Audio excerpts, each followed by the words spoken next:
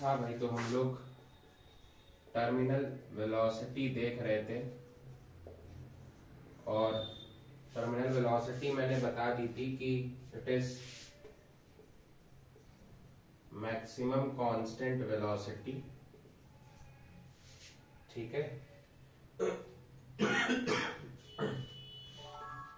Acquired by a body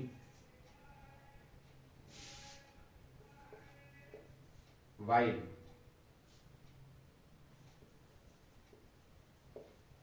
falling through a viscous medium।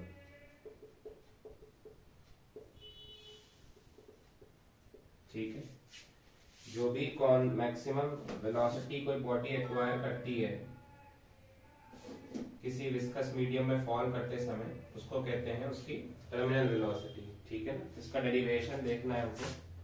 तो मान लेते हैं कोई स्फेरिकल बॉडी है और इसका रेडियस आर है और ये एक फ्लूइड में अंदर जो है वो गिर रही है। ठीक है ना, इसके चारों तरफ कोई एक फ्लूइड है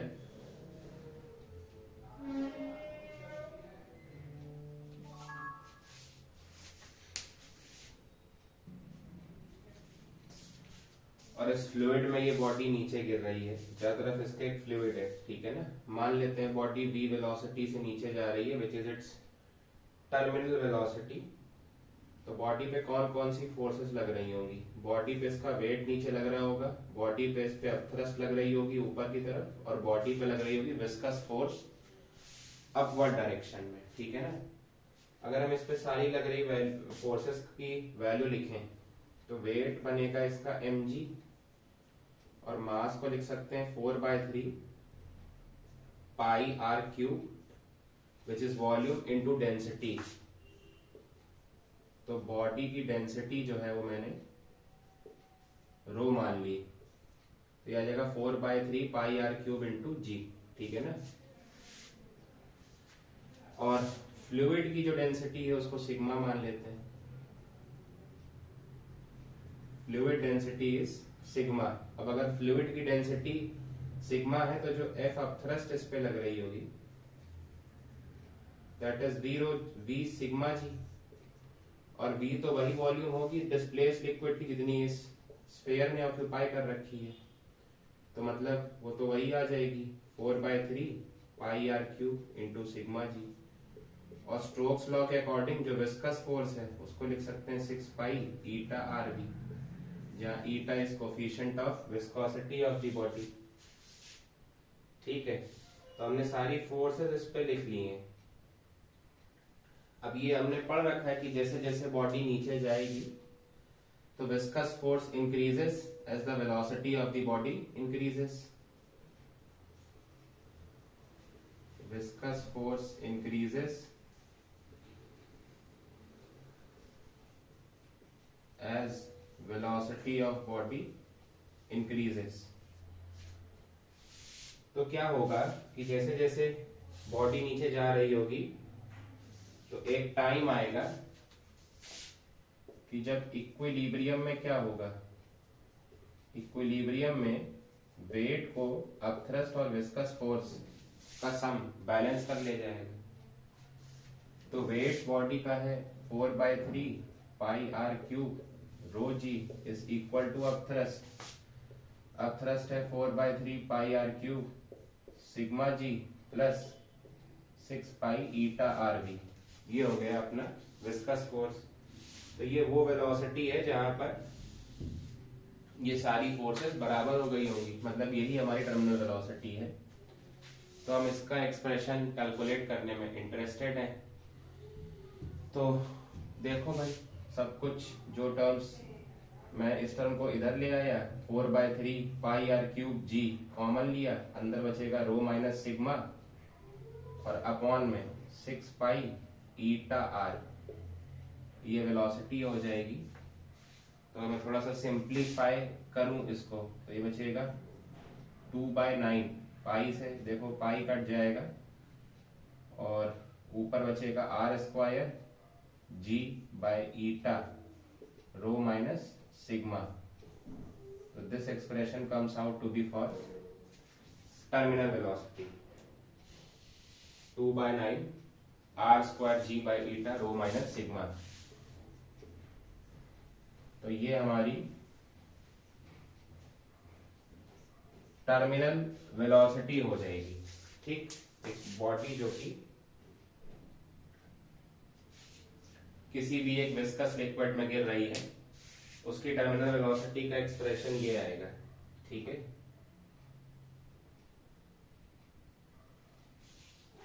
तो अगर हम रिजल्ट्स को डिस्कस करें तो बेसिकली क्या है, ड्यू टू ग्रेविटी इनिशियली तो बॉडी एक्सेलरेट हो रही होगी डाउनवर्ड डायरेक्शन में, बट जैसे जैसे बॉडी नीचे एक्सेलरेट हो रही होगी उसकी वेलोसिटी भी बढ़ रही होगी, और वेलोसिटी बढ़ने की वजह से उस पर लग रही विस्कस फोर्स भी इंक्रीज हो रही होगी।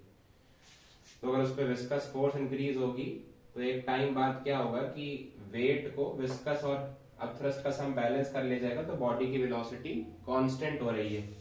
उसी को हम लोग कह रहे हैं कि ये है हमारी टर्मिनल वेलोसिटी। ठीक है,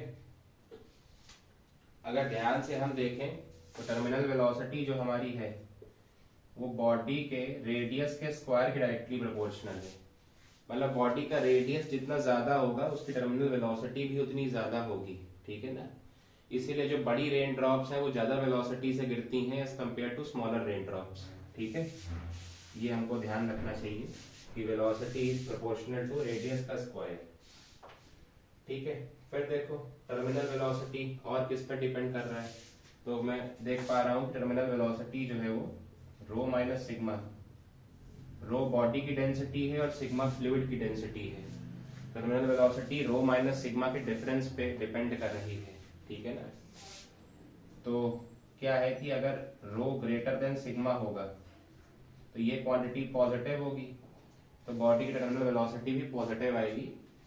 मतलब बॉडी किधर जाएगी, बॉडी डाउनवर्ड डायरेक्शन में ही जाएगी, अटेनिंग इट्स टर्मिनल वेलोसिटी। अगर रो सिग्मा के इक्वल हो गया तो ये टर्म जीरो, तो बॉडी टर्मिनल वेलोसिटी क्या हो जाएगी, जीरो। तो इसका मतलब ये है कि बॉडी जैसे ही टर्मिनल वेलोसिटी अटेन कर लेगी ऐसे फ्लूइड में, तो it will float at that level. ठीक है, और अगर रो सिग्मा से कम हो गया तो ये चीज नेगेटिव हो जाएगी। तो इस केस में क्या होगा कि वेलोसिटी की डायरेक्शन रिवर्स हो जाएगी। मतलब अगर बॉडी की डेंसिटी लिक्विड की डेंसिटी से कम है तो बॉडी किधर राइज करेगी, बॉडी विल राइज अपवर्ड। ठीक है, बॉडी ऊपर की डायरेक्शन में जाएगी।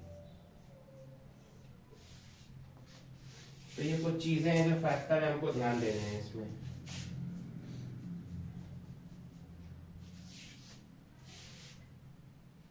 आगे बढ़ते हैं। ठीक है, और फैक्टर अगर देखें तो टर्मिनल वेलोसिटी जो है वो कोफिशिएंट ऑफ विस्कोसिटी के इनवर्सली प्रोपोर्शनल है। मतलब लिक्विड जितना ज्यादा विस्कस होगा उतनी कम उसकी टर्मिनल वेलोसिटी होगी। ठीक है, मतलब जल्दी वो बॉडी टर्मिनल वेलोसिटी अटेन कर लेगी ना। टर्मिनल वेलोसिटी जो है वो कोफिशिएंट ऑफ विस्कोसिटी के इनवर्सली प्रोपोर्शनल है। मतलब कोफिशिएंट ऑफ विस्कोसिटी हाई तो वी टर्मिनल कम होगा, मतलब स्मॉल अमाउंट ऑफ वैल्यू होगी वी टर्मिनल की, मतलब बॉडी जल्दी ही वी टर्मिनल को एक्वायर कर लेगी। और अगर कोफिशिएंट ऑफ विस्कोसिटी कम होगा तो वी टर्मिनल हाई होगा, टर्मिनल वेलोसिटी ज्यादा होगी। टर्मिनल वेलोसिटी ज्यादा का मतलब कि बॉडी देर में टर्मिनल वेलोसिटी ऑक्यूपाई करेगी। ठीक, इसके अलावा हाइट अगर बात करें कि भाई अगर हमने जो डेरिवेशन देखा तो हमने देखा कि बॉडी जो है वो किसी फ्लूइड में गिर रही थी, और जब वो फ्लूइड में गिर रही थी तो उस पर हमने फोर्सेस को एनालाइज किया। तो मान लो लिक्विड एच डेप्थ तक इस कंटेनर में भरा हुआ है, लेकिन जो हमारा फॉर्मूला है टर्मिनल वेलोसिटी का 2/9 R square G rho minus sigma by eta, इसमें आप साफ साफ देख पा रहे हो कि ये हाइट का टर्म तो कहीं भी नहीं आ रहा है। इसका मतलब V terminal is independent of height of liquid column। Liquid कितनी डेप्थ तक हमारे पास भरा हुआ है कंटेनर में, इस पे हमारी टर्मिनल वेलोसिटी डिपेंड नहीं करेगी। ठीक है, और साइमल्टेनियसली अगर हमको सारी वैल्यूज पता हो इंक्लूडिंग टर्मिनल वेलोसिटी, तो हम कोफिशिएंट ऑफ विस्कोसिटी भी हम कैलकुलेट आसानी से कर सकते हैं, नहीं लिक्विड का, अगर हमको भी टर्मिनल पता हो तो ये this is all about terminal velocity. ठीक है, इसको देख लो। फिर हम लोग आगे बढ़ते हैं स्ट्रीम लाइन और टर्बुलेंट फ्लोज पे।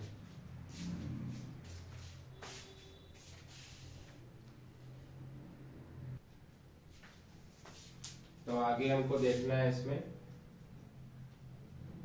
Stream line and turbulent flows. ठीक, तो सबसे पहले समझते हैं कि स्ट्रीम लाइन फ्लो क्या है। तो जब भी कोई लिक्विड इस तरीके से फ्लो करता है कि हर एक पार्टिकल उस लिक्विड का,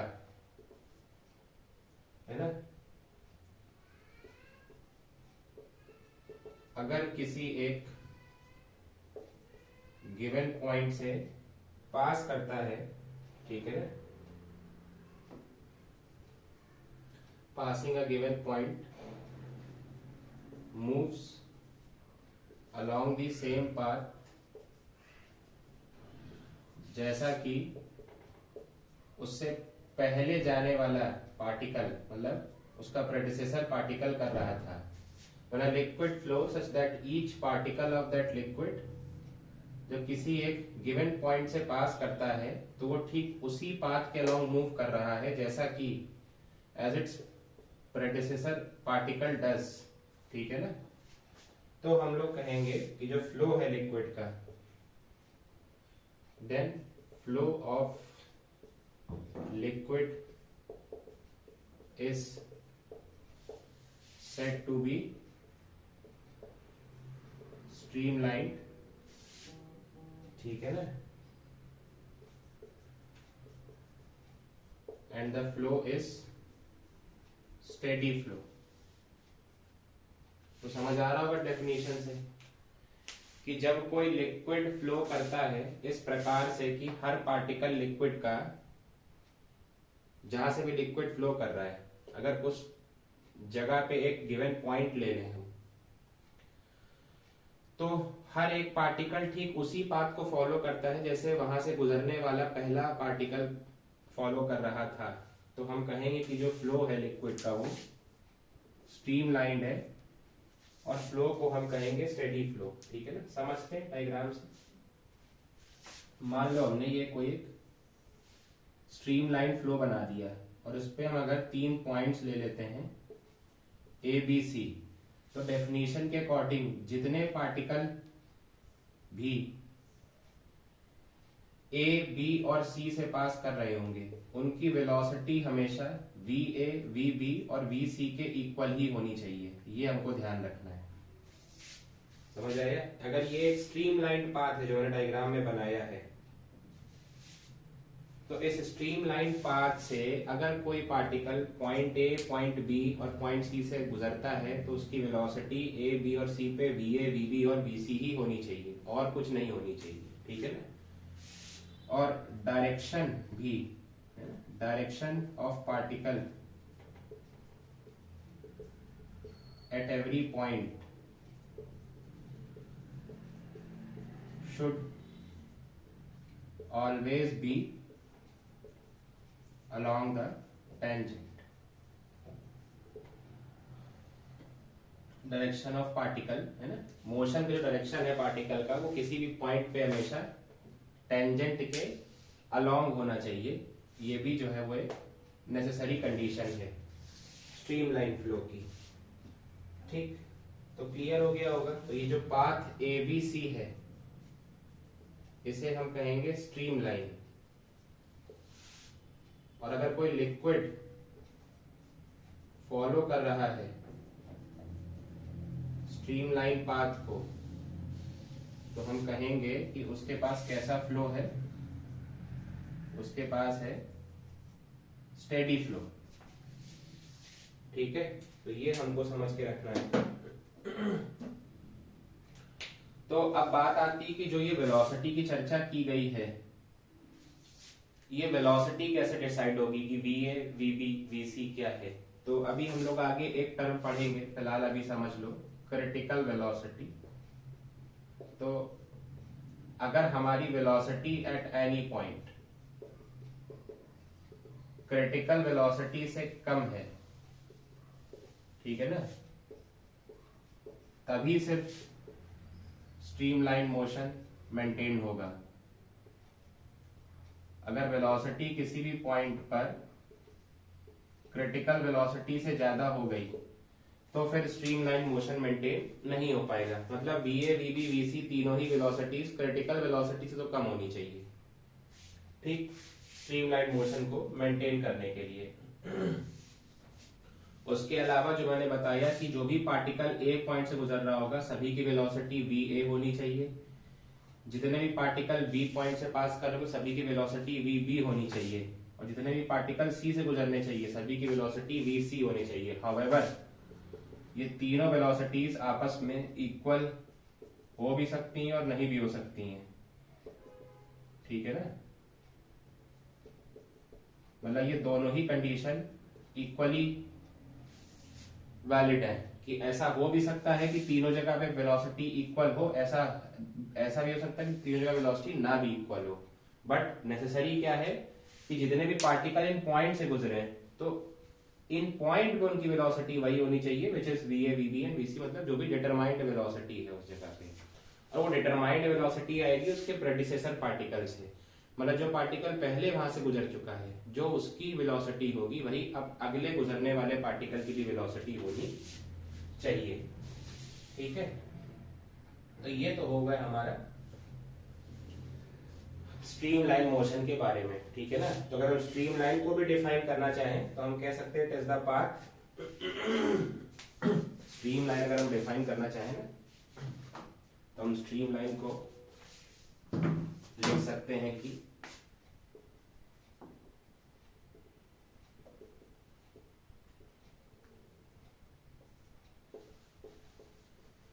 it is a path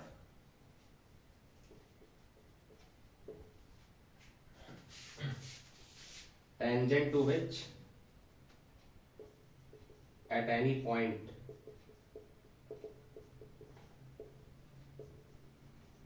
gives the direction of flow of liquid at that point, ठीक है ना। तो ये है स्ट्रीमलाइन, यही स्ट्रीमलाइन है जो बनाया है, ठीक है। ये स्ट्रीमलाइन की डेफिनेशन हो जाएगी। और एक टर्म और होता है ट्यूब ऑफ फ्लो, ठीक है। Tube of flow is nothing but it is bundle of streamlines, ठीक है ना। अगर हम स्ट्रीमलाइंस का बंडल बना दें तो उसे हम ट्यूब ऑफ फ्लो कहते हैं। जैसे मैंने बहुत सारी स्ट्रीमलाइंस बना दी, तो इन सारे स्ट्रीमलाइंस के बंडल को हम, ठीक है ना, ट्यूब ऑफ फ्लो कहेंगे। जहां पे ये स्ट्रीमलाइंस हैं ये सब, ठीक है ना, ये सारी हमारी स्ट्रीमलाइंस हो जाएंगी, ठीक। तो ट्यूब ऑफ फ्लो अगर हम डिफाइन भी करना चाहें तो हम ट्यूब ऑफ फ्लो को डिफाइन कर सकते हैं, बस एक minute.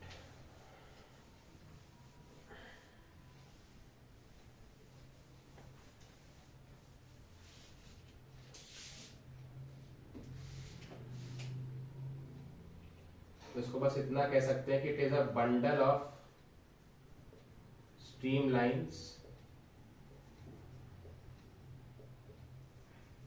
Forming a tubular region. ठीक है, यही है हमारा ट्यूब ऑफ फ्लो। ध्यान देने वाली बात ये हमेशा कि जो बाउंड्री होगी हमारी ट्यूब ऑफ फ्लो की वो हमेशा स्ट्रीम लाइंस के पैरेलल होगी। ठीक है, boundary of tube of flow is always parallel to streamlines।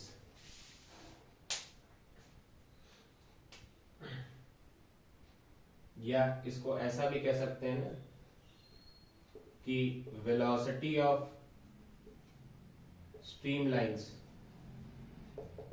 is always parallel to tube boundary, है ना। तो ये हमको ध्यान देना पड़ेगा। तो हमें फिर ये भी कहना चाहिए कि no fluid must cross the tube boundary. अगर वेलोसिटी ट्यूब बाउंड्री के पैरेलल है तो कोई भी फ्लूइड ट्यूब ऑफ फ्लो में कभी भी हमारे ट्यूब की बाउंड्री को क्रॉस नहीं करेगा। तो ये चीजें हमको ध्यान देनी है इसमें। तो this is all about streamline flow. इसके बाद हम देखेंगे टर्बुलेंट फ्लो। टर्बुलेंट फ्लो में क्या है, तो अभी मैंने क्रिटिकल वेलोसिटी बताया था कि जब किसी भी स्ट्रीमलाइन पाथ पे, मतलब या लिक्विड जो भी पाथ फॉलो कर रहा है, किसी भी पाथ पर उसकी वेलोसिटी क्रिटिकल वेलोसिटी से कम है, तभी वो स्ट्रीमलाइन मोशन को मेंटेन करके रखेगा। बट अगर लिक्विड की velocity of particles of liquid at any point on the path exceeds critical velocity, मतलब किसी भी पॉइंट पे अगर पार्टिकल्स की जो वेलोसिटी है फ्लूइड के वो क्रिटिकल वेलोसिटी से ज्यादा हो जाए तो हम लोग कहेंगे कि जो फ्लूइड है हमारा वो अटेन कर लेगा टर्बुलेंट फ्लो को। तो ये कंडीशन है हमारे पास टर्बुलेंट फ्लो की कि पार्टिकल्स की वेलोसिटी क्रिटिकल वेलोसिटी से ज्यादा हो जाए। ठीक, तो इस केस में क्या होगा, पार्टिकल्स जो है वो जिगजैग मूव करेंगे, है ना।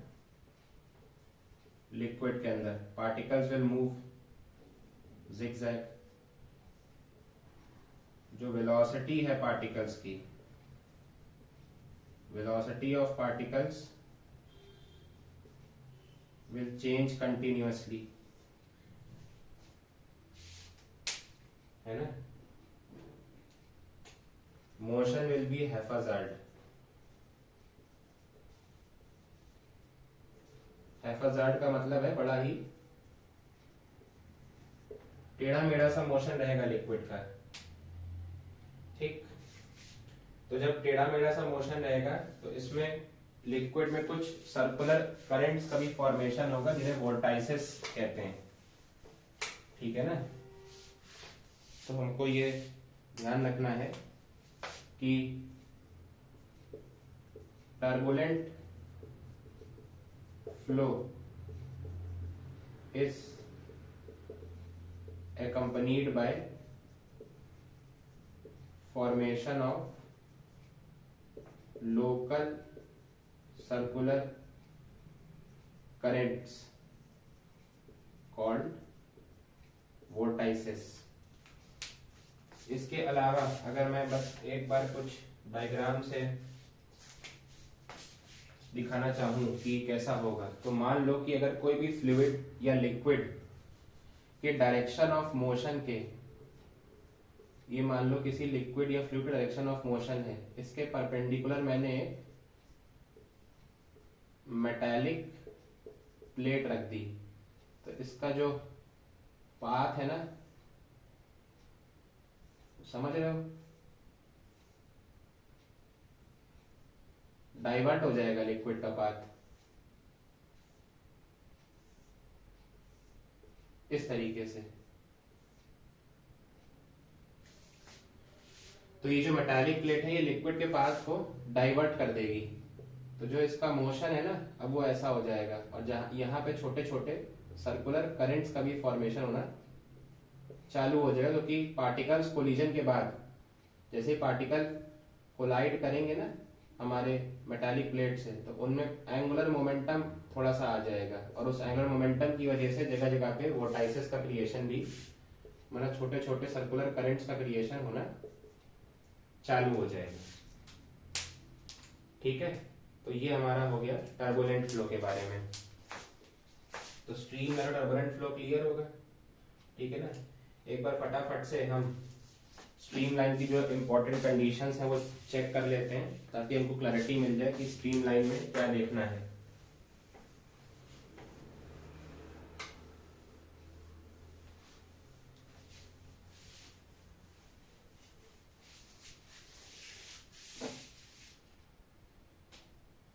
तो अगर हम प्रॉपर्टीज ऑफ स्ट्रीमलाइन या स्टेडी फ्लो देखें, तो इसमें पहली चीज हमको ये देखना है कि कोई भी दो स्ट्रीम लाइंस एक दूसरे को इंटरसेक्ट नहीं करेंगी, वो हमेशा एक दूसरे के पैरेलल होंगी, ठीक है ना। और ऐसा क्यों? क्योंकि अगर दो स्ट्रीम लाइंस एक दूसरे को इंटरसेक्ट कर गई तो पॉइंट ऑफ इंटरसेक्शन पे आप दो टेंजेंट ड्रॉ कर सकते हो। तो मैंने बताया कि वेलोसिटी तो किसी भी पॉइंट पे स्ट्रीम लाइन मोशन में टेंजेंट के अलॉन्ग होती है, तो अगर दो टेंजेंट ड्रॉ कर पाओगे दैट मींस दो पार्टिकल के पास दो डायरेक्शन हो जाएंगी वेलोसिटी के। इसका मतलब स्टेडी फ्लो तो डिस्टर्ब हो जाएगा ना, और जैसे ही स्टेडी फ्लो डिस्टर्ब हुआ तो फिर पार्टिकल के पास स्ट्रीमलाइन मोशन नहीं बचेगा, तो कभी भी वो इंटरसेक्ट नहीं करेंगी, ठीक है ना। फिर जो टेंजेंट वाली मैंने बात बोली है ना कि tangent at any point on streamline gives the direction of flow of liquid या फिर velocity of particle at that point, ठीक है ना। ट्यूब ऑफ फ्लो देखा था हमने अभी बना के, तो ट्यूब ऑफ फ्लो में क्या हो रहा था अगर ध्यान से देखो तो ट्यूब ऑफ फ्लो में क्या था कि एक गिवन रीजन से स्ट्रीम लाइंस पास कर रही थी, ठीक है ना। तो हमको ये ध्यान रखना पड़ेगा कि velocity of liquid at any point is directly proportional to number of stream lines. Velocity of liquid at any point,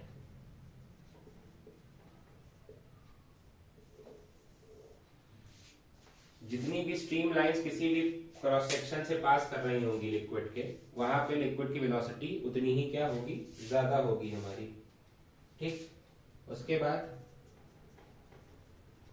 fluid velocity must remain constant at every point. Fluid velocity must remain constant at every point. Fluid की velocity हर point पे constant रहनी चाहिए। जैसे 3 point लिए थे ना A B C, तो हर particle की वेलोसिटी ए पॉइंट पे वीए ही होनी चाहिए, बी पॉइंट पे वीबी और सी पॉइंट पे वीसी। हाउएवर मैंने बताया था कि velocity at different points must not be same, necessarily B same, ठीक है ना। जरूरी नहीं है कि वीए वीबी और वीसी आपस में इक्वल हो, ये नेसेसरी नहीं है, नॉट नेसेसरी। हो भी सकता है और नहीं भी हो सकता है, depends. But what is important is खाली इतना पार्ट, ठीक है भाई।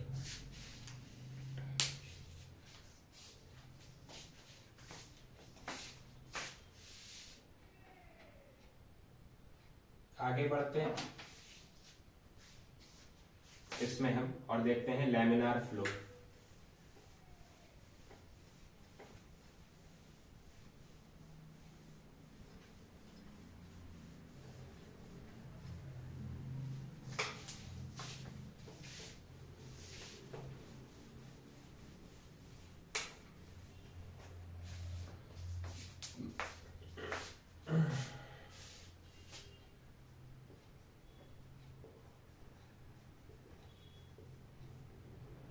अब ये लैमिनार फ्लो क्या होता है?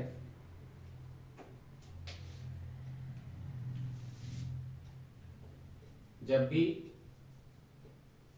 वेलोसिटी लिक्विड की लेस देन होगी क्रिटिकल वेलोसिटी, तो लिक्विड का मोशन स्ट्रीमलाइंड होगा, या हम कह सकते हैं liquid will flow steadily. Liquid will flow steadily या हैव स्ट्रीमलाइंड मोशन। तो इस सिचुएशन में क्या होता है जनरली कि जो लिक्विड्स की लेयर होती हैं, है ना, वो एक दूसरे के ऊपर स्लाइड करना चालू कर देती हैं। Liquid layers start sliding over each other. जब लिक्विड की लेयर्स एक दूसरे के ऊपर स्लाइड करेंगी, ठीक है ना, तो हम ऐसा कह सकते हैं कि हर लेयर एक इंडिविजुअल फ्लो अपना मेंटेन किए होगी। ये डिफरेंट लेयर्स हैं और हर लेयर एक अपना इंडिविजुअल फ्लो मेंटेन करेगी, ठीक है, क्योंकि वो एक दूसरे के ऊपर स्लाइड कर रही हैं, मतलब इंडिपेंडेंटली हर लेयर फ्लो कर रही है लिक्विड में, ठीक। क्योंकि लिक्विड स्टेडीली फ्लो कर रहा है, तो हम क्या देख सकते हैं इसमें कि अगर हम कोई एक पॉइंट ले लें थ्रू आउट द लिक्विड, मान लो इस लाइन के अलोंग सारे पॉइंट ले लिए, तो मानते हो कि स्टेडी फ्लो में तो एक जगह पर या एक रेफरेंस पॉइंट से पास होने वाले हर फ्लूइड पार्टिकल की वेलोसिटी सेम होनी चाहिए, ठीक है ना।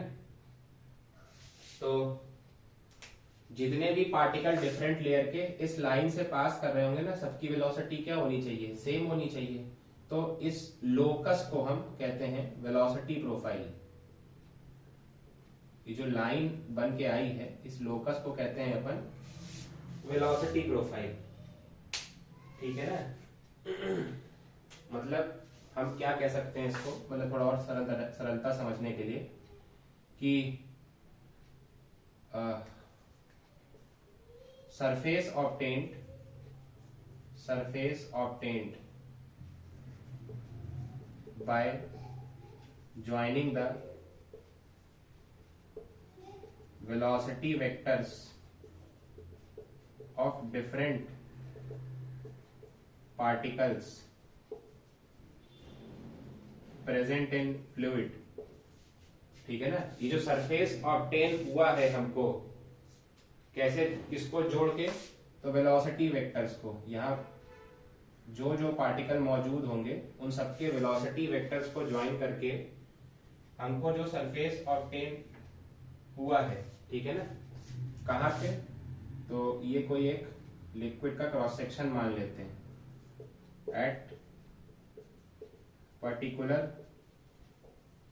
क्रॉस सेक्शन ऑफ लिक्विड, इसे ही अपन कहते हैं वेलोसिटी प्रोफाइल, ठीक है ना।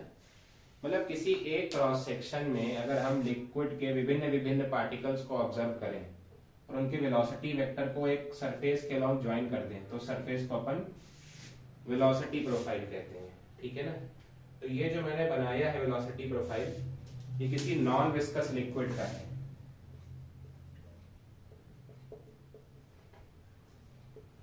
चाहे तो नॉन विस्कस लिक्विड कह लो, चाहे आइडियल फ्लूइड कह लो, क्योंकि विस्कस फ्लूइड में कभी भी स्टेडी फ्लो मेंटेन नहीं हो सकता है, ठीक है ना। Steady flow is property of ideal fluid. Steady flow हमेशा आइडियल फ्लूइड की प्रॉपर्टी होगी। तो नॉन विस्कस लिक्विड है तभी उसमें स्टेडी फ्लो मेंटेन होगा, और स्टेडी फ्लो मेंटेन होगा तो एक गिवन क्रॉस सेक्शन में जितने भी आप पॉइंट्स लोगे सेम पोजीशन पे, सब पे पार्टिकल की वेलोसिटी सेम आनी चाहिए, तो वेलोसिटी वेक्टर भी सेम बनेगा, ठीक है ना। इसके अलावा अगर हम किसी विस्कस लिक्विड का वेलोसिटी प्रोफाइल देखें, वैसे तो आइडियल का बता दिया, velocity profile of viscous liquid या फिर नॉन आइडियल कहें, तो हमको पता है कि किसी भी ट्यूब में अगर एक विस्कस लिक्विड फ्लो कर रहा है तो उसकी वेलोसिटी सरफेस, मतलब यहाँ जहाँ जहाँ पे बाउंड्री है वहां पे मिनिमम होती है, और जैसे जैसे हम एक्सिस की तरफ बढ़ते जाते हैं तो उसकी वेलोसिटी जो है वो बढ़ती जाती है, नहीं, और टुवर्ड्स द बाउंड्री उसकी वेलोसिटी घटती जाएगी। अगर हम इनके सरफेस हेड को जोड़ें तो हमको देखो वेलोसिटी प्रोफाइल कैसा मिलेगा। तो हमको यहाँ पे वेलोसिटी प्रोफाइल पैराबोलिक मिलेगी। Velocity profile here is parabolic in nature, ठीक है, विस्कस लिक्विड के लिए। तो ये हो गया laminar flow and velocity profile. Clear हो गया होगा। आगे बढ़ते हैं। इसके बाद जो हमने एक टर्म देखा था क्रिटिकल वेलोसिटी, जो इस चीज को डिटरमाइन कर रहा था कि जो लिक्विड का फ्लो है वो स्ट्रीमलाइंड होगा या टर्बुलेंट, उसके बारे में थोड़ा सा हम पढ़ लेते हैं कि व्हाट इज क्रिटिकल वेलोसिटी। ठीक है, तो हम आगे बढ़ते हैं और क्रिटिकल वेलोसिटी को देखते हैं, ठीक है ना। तो वेलोसिटी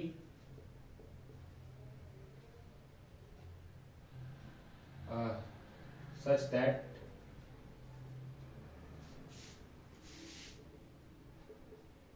नहीं, एक minute, velocity whose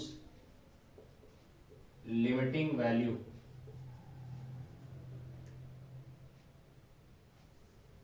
generates steady flow in liquid is critical velocity, ठीक है ना। लिमिटिंग वैल्यू मतलब जिसको अप्रोच करने तक किसी भी लिक्विड में स्टेडी फ्लो मेंटेन रहता है उसे अपन कहते हैं क्रिटिकल वेलोसिटी। तो बड़ा ही आसान है, तो मैंने बताया था कि वेलोसिटी फ्लूइड की अगर ग्रेटर देन क्रिटिकल वेलोसिटी है तो उसमें हमारा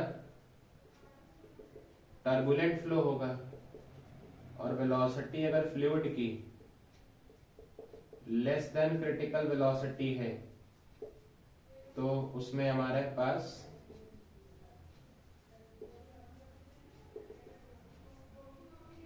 स्ट्रीमलाइन फ्लो होगा, ठीक है। तो ये हमको ध्यान देना है। उसके बाद अगर फॉर्मूले पे चले तो क्रिटिकल वेलोसिटी 3 फैक्टर्स पे डिपेंड करता है अपने। Critical velocity depends on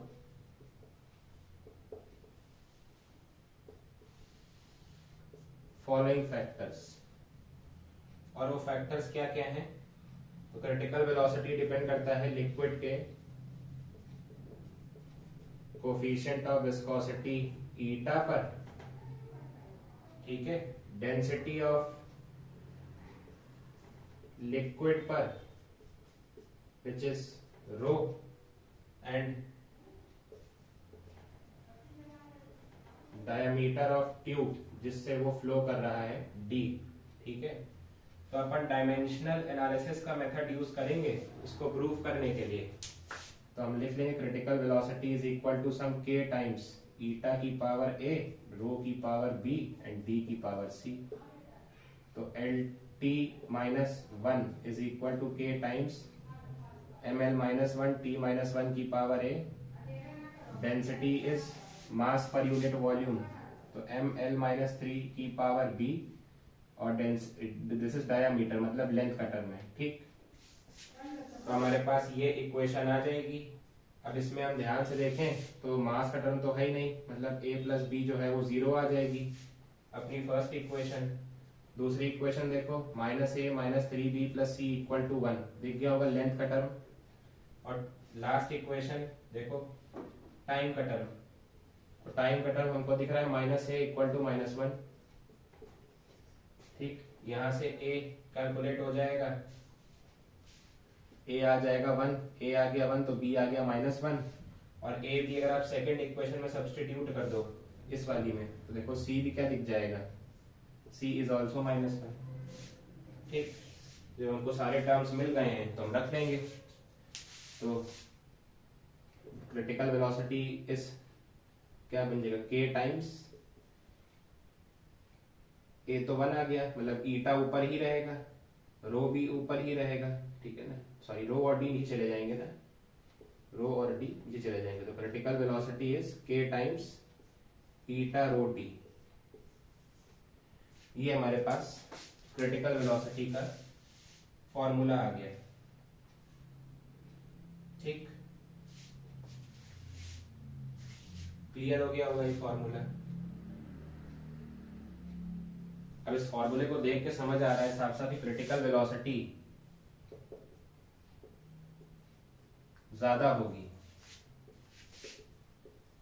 critical velocity will be more if coefficient of viscosity high हो और डेंसिटी और डायमीटर, मतलब जो लिक्विड है उसकी डेंसिटी और पाइप का डायमीटर कम हो, तो क्रिटिकल वेलोसिटी जो है हमारे पास वो ज्यादा आएगी। ठीक है ना, तो हम क्या कह सकते हैं कि हाई डेंसिटी और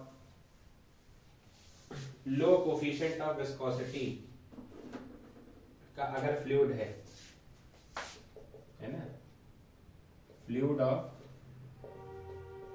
high density and low coefficient of viscosity, तो अगर किसी फ्लूइड की डेंसिटी हाई है और कोफिशिएंट ऑफ विस्कोसिटी लो है, मतलब उसकी क्रिटिकल वेलोसिटी क्या हो जाएगी, लेस, तो बॉडी जल्दी ही वो फ्लूइड क्रिटिकल वेलोसिटी को एक्सीड कर जाएगा, तो फ्लूइड क्या प्रोसेस करेगा, टर्बुलेंट फ्लो, है ना। वहीं पे अगर फ्लूइड लो डेंसिटी का है, फ्लूइड की डेंसिटी कम है और कोफिशिएंट ऑफ विस्कोसिटी उसका हाई है, ईटा, तो दिख रहा है अगर ईटा को हाई कर देंगे, डेंसिटी को कम कर देंगे, तो क्रिटिकल वेलोसिटी क्या हो जाएगी, हाई हो जाएगी, मतलब बॉडी जल्दी क्रिटिकल वेलोसिटी नहीं अटेन कर पाएगी, तो उसकी वेलोसिटी क्रिटिकल से कम रह जाएगी, तो फ्लूइड कैसा मोशन प्रोसेस करेगा, स्ट्रीमलाइन फ्लो। ठीक है ना, ये चीजें हमको ध्यान रखनी है। So this is all about critical velocity.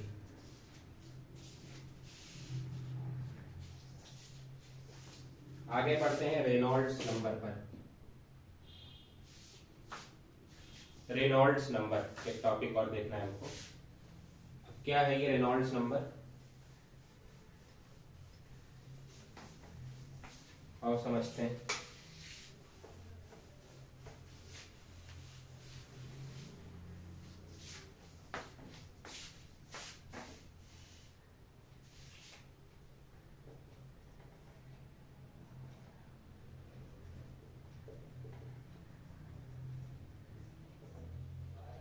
Reynolds number, ठीक है ना, है तो बेसिकली ये dimensionless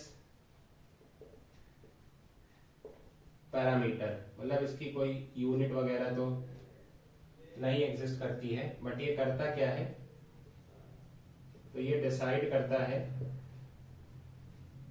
nature of flow of liquid, ठीक है ना, थ्रू कोई भी पाइप, ठीक है ना, किसी भी पाइप से ये nature of flow of liquid को डिसाइड करता है। और रेनॉल्ड्स नंबर का फॉर्मूला होता है रो वी डी बाय ईटा, जहां रो डेंसिटी है, वी वेलोसिटी है, ईटा कोफिशिएंट ऑफ विस्कोसिटी है, लो लिखे दे रहा हूं, रो डेंसिटी है, ईटा विस्कोसिटी कोफिशिएंट है, डी जो है इसका ये डायामीटर है और v जो है वो उसकी लिक्विड की वेलोसिटी है, ठीक है ना। फॉर्मूले का डेरिवेशन अभी देखते हैं, पहले इंपॉर्टेंस समझ लेते हैं रेनॉल्ड्स नंबर की। इससे हम लिक्विड का फ्लो कैसे डिटरमाइन करते हैं। तो अगर रेनॉल्ड्स नंबर की वैल्यू 0 से 2000 के बीच है, रेनॉल्ड्स नंबर अगर 0 से 2000 के बीच है तो फ्लो जो है लिक्विड का वो स्ट्रीमलाइंड होगा, ठीक। अगर रेनॉल्ड्स नंबर की वैल्यू 3000 से ज्यादा है तो फ्लो जो है हमारा वो टर्बुलेंट होगा। 3000 से ज्यादा होने पे हमारा फ्लो इज टर्बुलेंट। और अगर रेनॉल्ड्स नंबर की वैल्यू 2000 से 3000 के बीच है, मतलब इसके अगर इंटरमीडिएट है value,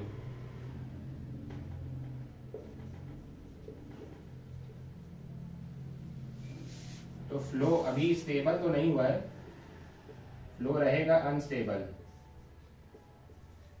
gets change from streamline to turbulent and vice versa, ठीक है ना। तो अनस्टेबल फ्लो है, कभी भी स्ट्रीमलाइन से टर्बुलेंट हो सकता है, टर्बुलेंट से स्ट्रीमलाइन हो सकता है। ये इंपॉर्टेंस है हमारे रेनॉल्ड्स नंबर की, ठीक है ना। फिर एक हमारा आता है इसमें क्रिटिकल रेनॉल्ड्स नंबर, और ये कुछ है नहीं खास। क्रिटिकल रेनॉल्ड्स नंबर वो रेनॉल्ड्स नंबर है जिसकी एग्जैक्ट वैल्यू पे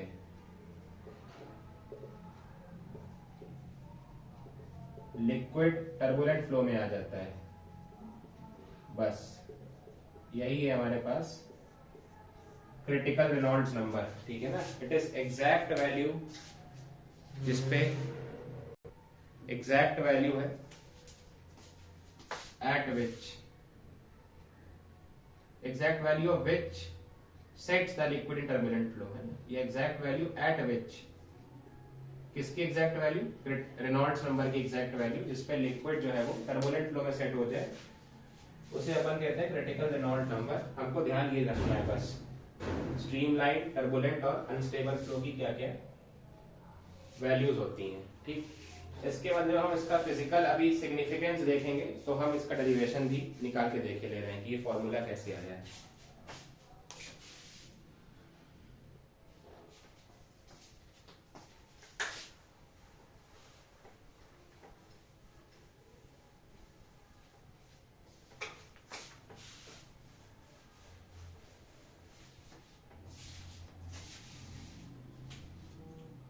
आगे हमको इसी में ही जो मैंने अभी बोला, हमको फिजिकल सिग्निफिकेंस देखना है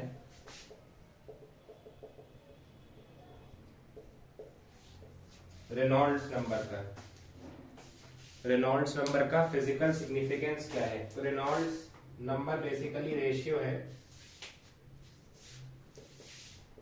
inertial force per unit area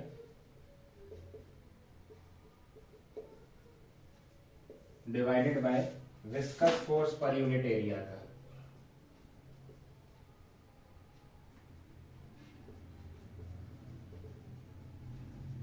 ये एक्चुअली में अपना रेनॉल्ड्स नंबर है, ठीक है ना। मतलब अगर हम एक ट्यूब मान लें कोई,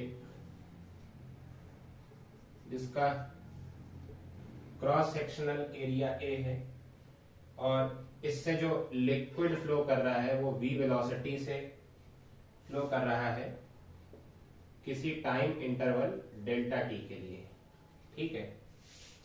तो अगर हम कहें कि कितना लेंथ ऑफ लिक्विड फ्लो कर गया इससे, I am basically interested in calculating these two terms, तो मैं वैसे का कैलकुलेशन कर रहा हूं। तो length of liquid flown in given time, तो कहोगे that is v times delta T by velocity into time, ये लेंथ आ जाएगी लिक्विड की, ठीक है ना। तो फिर वॉल्यूम फ्लो निकाल लें। तो वॉल्यूम फ्लो आ जाएगा area of cross section into length, और जब वॉल्यूम आ गया तो मास आ जाएगा, मास फ्लो आ जाएगा वॉल्यूम इनटू डेंसिटी।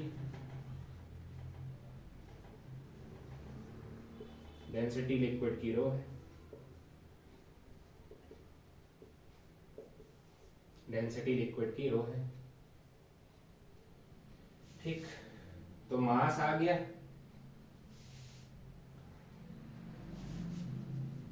अब और क्या चाहिए हमको? मास मिल गया तो इनर्शियल फोर्स मिल जाएगी।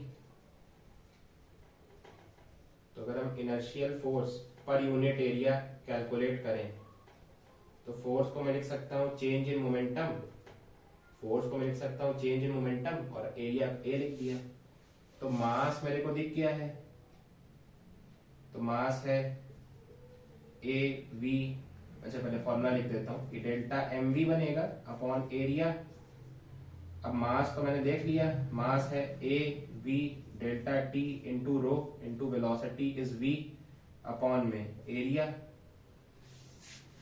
ये बन जाएगा भाई। Clear?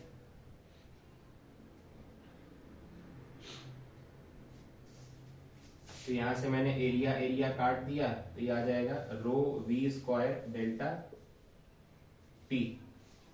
This is inertial force per unit area.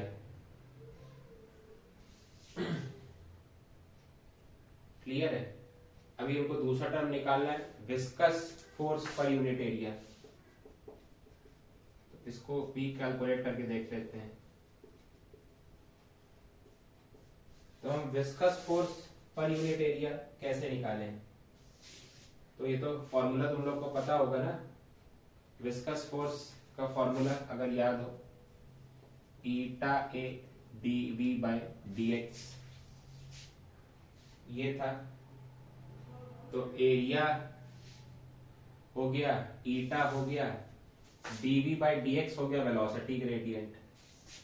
तो वेलोसिटी ग्रेडियंट हम कैसे निकालें यहाँ पे? तो अगर ट्यूब का डायमीटर मैंने डी माना है, तो वेलोसिटी ग्रेडियंट का मतलब हो जाएगा change in velocity with distance, मतलब यहां से यहां तक डी डिस्टेंस में इसकी वेलोसिटी कितनी चेंज हो जाएगी, दैट इज वेलोसिटी ग्रेडियंट।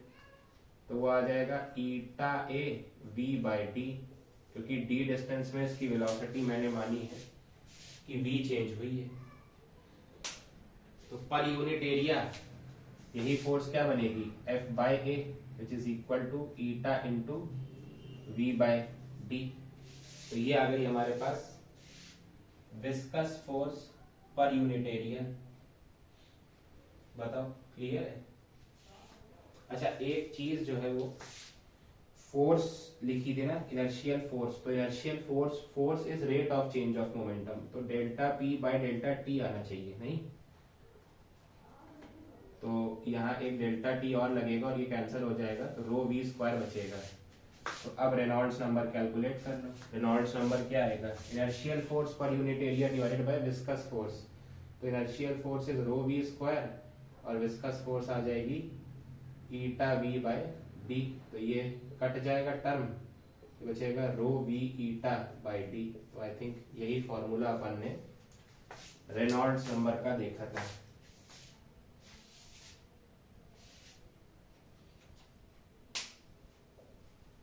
बताओ भाई।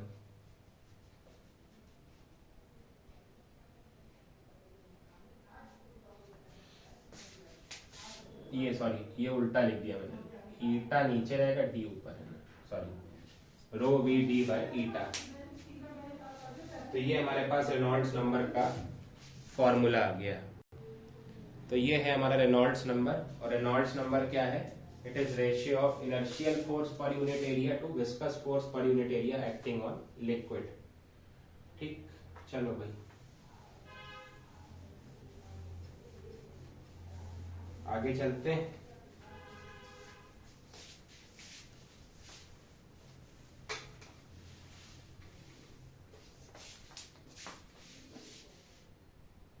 आइडियल फ्लूइड को थोड़ा सा समझ लेते हैं। आइडियल फ्लूइड क्या है, ठीक है ना, क्योंकि जो भी हमारी अभी फ्लूइड डायनामिक्स चल रही है वो basically related to ideal fluid ही है। जो रियल फ्लूइड्स होते हैं उनका मोशन तो अंडरस्टैंड करना काफी कॉम्प्लेक्स हो जाएगा, तो इसीलिए अभी न्यूमेरिकल्स को डील करने के लिए हम आइडियल फ्लूइड को देखेंगे। तो आइडियल फ्लूइड की बेसिक डेफिनेशन है fluid which is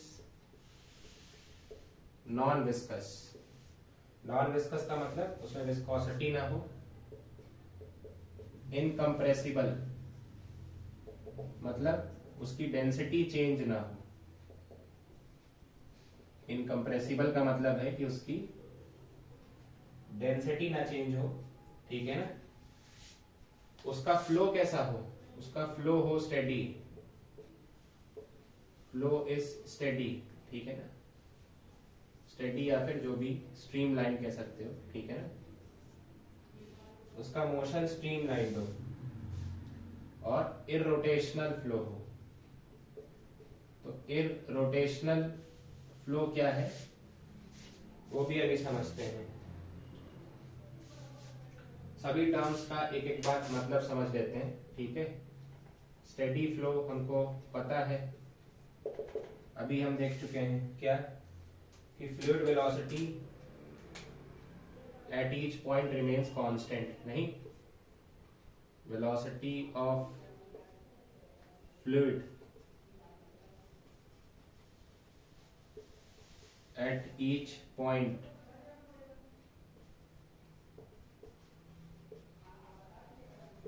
remains constant. This is a steady flow. Incompressible का मतलब मैंने बता ही दिया ऑलरेडी, ये लिखा है। Incompressible fluid का मतलब है उसकी डेंसिटी चेंज नहीं होनी चाहिए during the flow. Non viscous का मतलब तो समझ गए होंगे। नॉन विस्कस मतलब विस्कोसिटी एब्सेंट होनी चाहिए, नो इंटरनल फ्रिक्शन, ठीक, कोई भी इंटरनल फ्रिक्शन नहीं होनी चाहिए। Any object passing through fluid should not experience any retarding force. अगर कोई भी पार्टिकल उस फ्लूइड से पास कर रहा है तो उस पर कोई भी रिटार्डिंग फोर्स नहीं लगनी चाहिए। और इरोटेशनल फ्लो का मतलब है कि फ्लूइड में एंगुलर मोमेंटम नहीं होना चाहिए।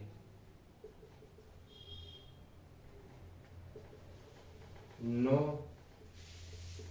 Angular momentum in fluid.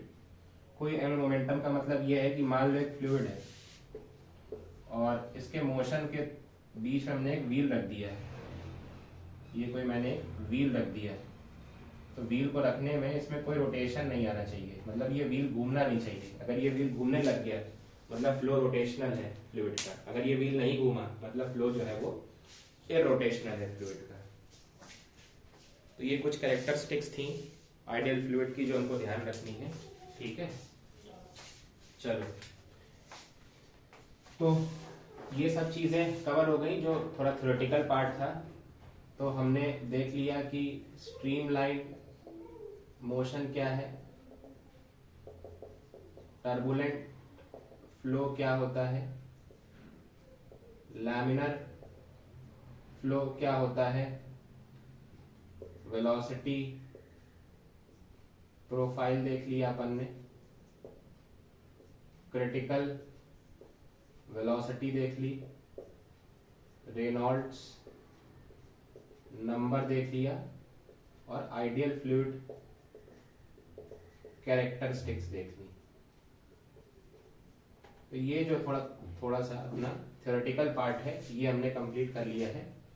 अब हम आगे नेक्स्ट क्लास में देखेंगे इक्वेशन ऑफ कंटिन्यूटी, यहां से अपन स्टार्ट करेंगे, ठीक है। चलो।